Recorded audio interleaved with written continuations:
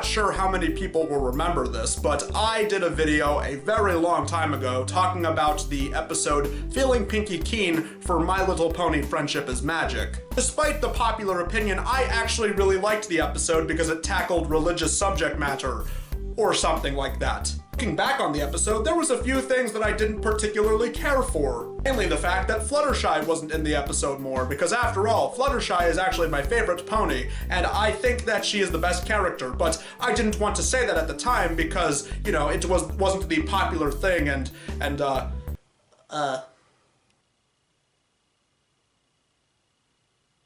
Hi, Chris. Alright.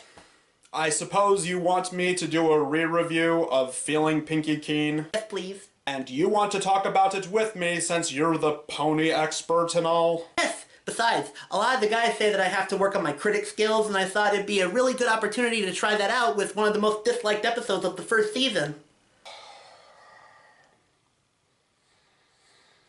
Fine.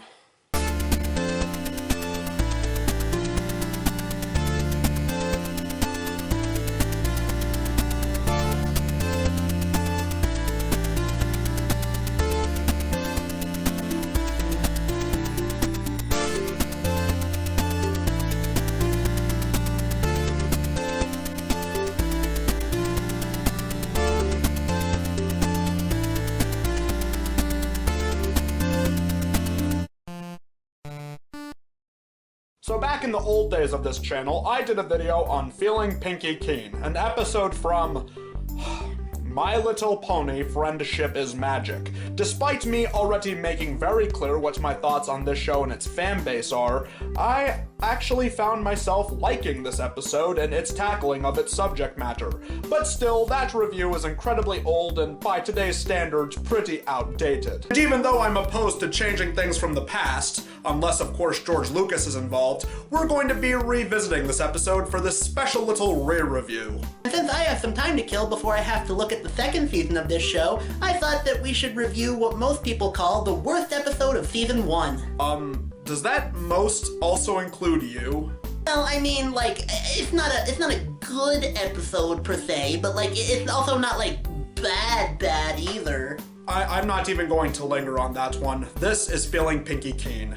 So this episode begins with Twilight testing out a new magical ability of changing objects into other objects with Spike. Naturally, it results in slapstick and Spike gets hit on the head with a rock. For this to work, it's crucial we keep our concentration totally on the... Spike, this magic needs our full attention to make it happen.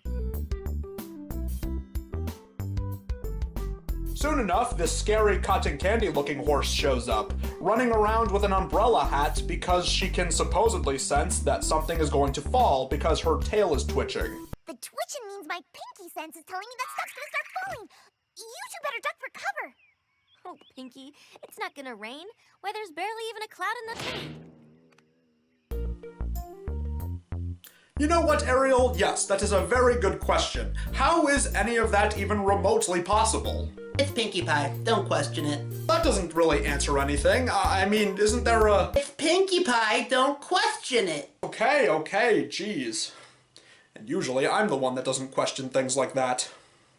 So after the theme song, which I am going to skip because I cannot stand it, the best pony, Fluttershy, shows up and says the frog that landed on Toilet Sprinkles was one of the frogs she's taking to a place called Froggy Bottom Bog. The purple lizard thing seems to believe in this Pinkie Sense, but Taintlight doesn't seem to believe in it, even after she falls into a ditch. It even seems that this orange cowboy horse knows about the Pinkie Sense. I'll start a bath for you. Huh?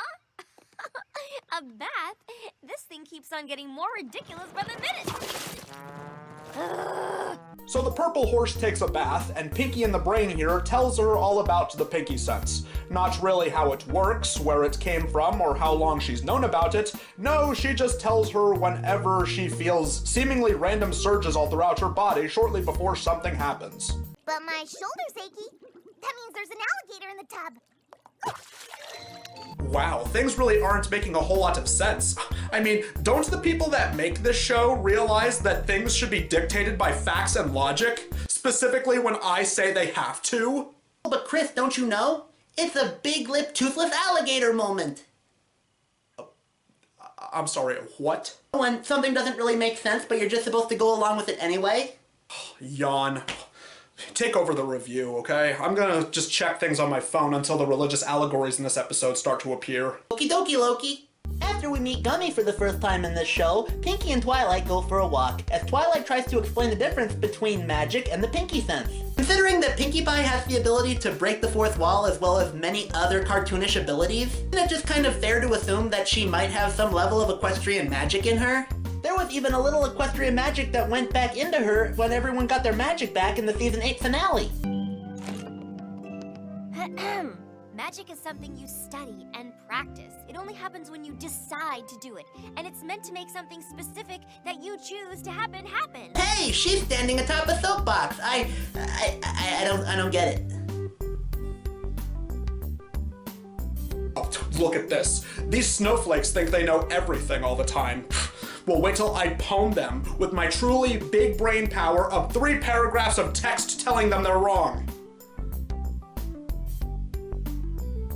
The two make it back to the library as Pinkie's Pinkie Sense goes off again, this time before Twilight gets hit by a door. I don't believe this. You don't believe because you don't understand. Oh, interested in the episode again? Well, I assure you, whoever the atheist in this debate is supposed to be, they're automatically wrong. Twilight tries to prove Pinkie wrong through science with her underground laboratory. Because of course a magical unicorn believes in the practice and methods of science. She's a science twist. But it seems none of Pinkie's Pinkie Sense triggers are going off, and Twilight is proven wrong once again after she gets hit with another door. After we see Fluttershy arriving at Froggy Bottom Bog, the episode quickly turns into Twilight playing David Attenborough and observing the wild Pinkie Pie in her natural habitat. Pinkie's nose itches, and Twilight gets attacked by the script for B-movie. What's she doing now? Smelling a flower. Holy guacamole! I wonder what that means. Probably that the flower smells good. Ear flop. Eye flutter. Knee twitch. Hold on. You told me that's the combo that says watch out for opening doors. I promise you there's nothing to fear from that. Twilight! You came to visit my new apple cellar. Did that door just open by itself? Well, Applejack does appear to be at the bottom of the stairs, so I don't think she opened it. Is the orange cowboy pony magical too? Well, she's an earth pony, and unlike Pinkie, she doesn't seem to have any kind of cartoonish fourth wall breaking abilities, so no. Huh. Big lip toothless alligator moment? Big lip toothless alligator moment. I don't know anymore. Twitchy tail. Something's gonna fall! Run for your lives! Ugh, Spike, honestly, you're overreacting.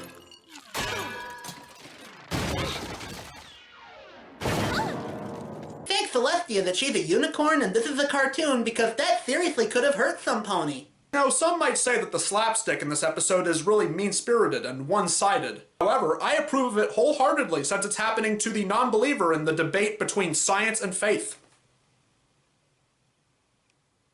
Pinkie begins to shake and shudder all over and declares that something is going to happen at Froggy Bottom Bog, and since Fluttershy headed down there earlier in the episode, our heroes have to head down there as well. And apparently Fluttershy is just now unleashing the frogs. All that time went by and she's just now doing that. As her friends contemplate as to what could possibly happen to her, even guessing that she'll explode, twice, they find her in the nick of time, and leave it to the atheist unicorn to start gloating about nothing bad happening and how she was right all along. Typical elitist.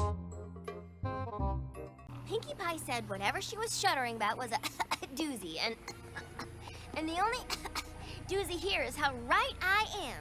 But what we've shown here is that there's no point in believing in anything you can't see for yourself. See what's behind you, Twilight! I see it, but I don't believe it! They all make a break for it to try and get away from the Hydra. Hey, wait, Fluttershy has wings. Why doesn't she just fly?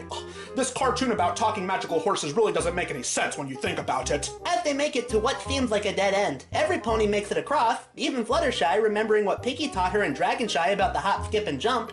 A hop, skip, and a jump! Oh, the continuity. Silverquill would be so proud. Great continuity! Wait, no, that's not the right clip to use. Continuity! There we go, much better. But Twilight decides that she's gonna stay back and take on the beast herself. Oh, what would a brave pony like Rainbow Dash do?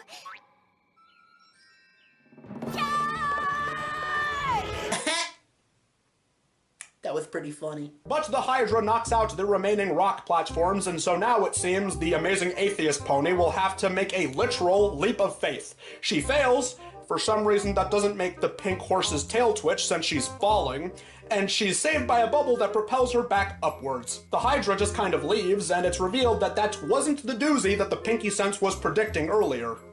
Huh? But what? The Hydra wasn't the doozy? How could it not be the doozy? What could be doozier than that? Dunno, but it just wasn't it. Ooh, it's a Rapidash. Oh, I've always tried to catch one of these in Pokemon Go. Oh, Chris, I didn't know that you played Pokemon. Well, yeah, I know a few memes. Oh, but audience, do you want to know what the real doozy was? It's that Twilight finally accepts the Pinkie Sense. I don't understand how, why, or what, but Pinkie Sense somehow makes sense. That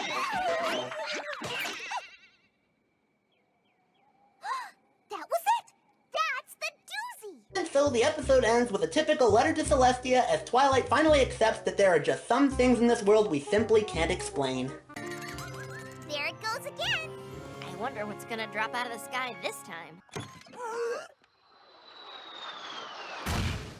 Twitchy tail? Holy guacamole!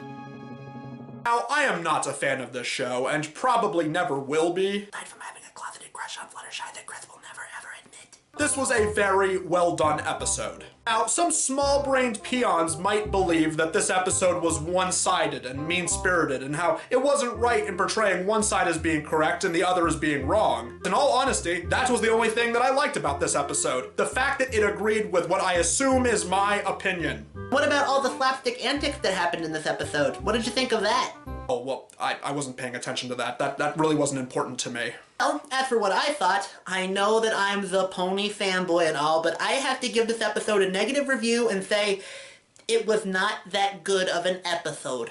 Wait, what? I mean, hear me out, I didn't hate it or anything. I definitely see where most people say that they don't think it's a very good episode. Especially when it comes to the criticisms that Twilight was a little out of character and overly snobby and incredibly villainized. And apparently, according to Lauren Faust, the original plan for the episode was to have it go a little bit more open-ended in terms of who was right and who was wrong. I really don't think that Dave Polsky is a bad writer, especially when it came to Season 1. When it comes to all the Season 1 episodes, I definitely see where people are coming from, and I see why a lot of people tend to give this one backlash. But hey, whatever your thoughts on the episode are, that's my opinion too!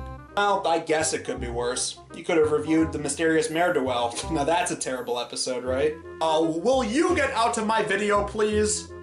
What? I'm just saying that this bad episode was a lot less bad compared to what most would dub the worst episode of the entire show. I'm just... No. You don't like the fact that we interrupt your videos, so you do not get to interrupt my video like this. Get out of here right now.